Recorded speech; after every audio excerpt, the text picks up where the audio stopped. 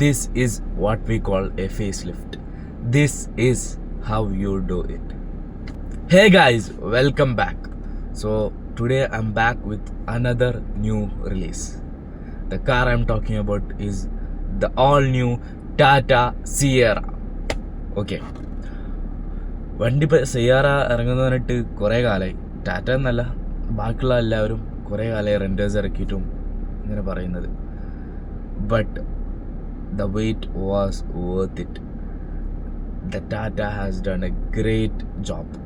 Like എനിക്ക് ബാക്കിയുള്ള കമ്പനീസിനോട് പറയാനുള്ളതാണ്, കണ്ടുപഠിക്ക് literally. ഇപ്പോഴത്തെ ടാറ്റയുടെ ലൈനപ്പ് ഈസ് റിയലി ഗോട്ടഡ്. അതവരെ നെക്സോൺ ആയാലും കെർവ് ആയാലും സഫാരി ആയാലും ഹാരിയർ, എവറിത്തിങ് ലൈക്ക് ലിറ്ററലി ഗോട്ടഡ്. ഇപ്പോൾ സിയറയുടെ കാര്യം എടുക്കുകയാണെങ്കിൽ ലുക്സ് റിയലി ഫ്യൂച്ചറിസ്റ്റിക് ലുക്ക്. അത് അറ്റ് ദി സെയിം ടൈം പഴയ വണ്ടിയുടെ അതേ ലുക്സും ഉണ്ട്. പഴയ വണ്ടിയുടെ ബി പില്ലർ, അതേപോലെ തന്നെ സൺറൂഫ്, സൈഡിലെ വിൻഡോ, എവറിത്തിങ് ആ ഒരു സിയറയുടെ പഴയ ഒരു ജനറേഷനും അതിൽ കീപ്പ് ചെയ്തിട്ടുണ്ട്. അറ്റ് ദി സെയിം ടൈം പുതിയൊരു ഫേസ് ലിഫ്റ്റ് ആണോ എന്ന് ചോദിച്ചാൽ ആണ്.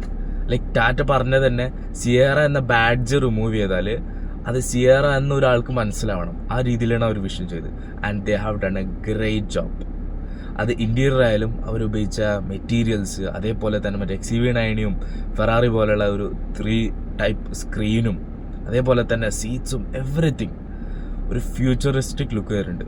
അതേപോലെ തന്നെ ഒരു ഡ്രോബാക്ക് എന്ന് പറയുന്നത് ആകെ ഉള്ളത് എനിക്ക് അതിൻ്റെ AC കൺട്രോൾസാണ്. AC കൺട്രോൾസ് അവർ ടച്ച് സെൻസിറ്റീവ് ആക്കി. ബട്ടൺസ് ഇല്ലെങ്കിൽ കൺട്രോൾസ് ആക്കി കൊടുക്കാമായിരുന്നു, ബട്ട് നോട്ട് ബാഡ്. ബാക്കി എല്ലാ രീതിയിലും ഇറ്റ്സ് എ ഗ്രേറ്റ് കാർ. അതിൻ്റെ എൻജിൻ സ്പെക്സും അതേപോലെ തന്നെ ഫീച്ചേഴ്സും കൂടുതൽ റിലീസ് ചെയ്തിട്ടില്ല. That will be released on December 2nd. So let's see, I hope they don't disappoint us. So we'll see you on the next one. Until then, bye bye.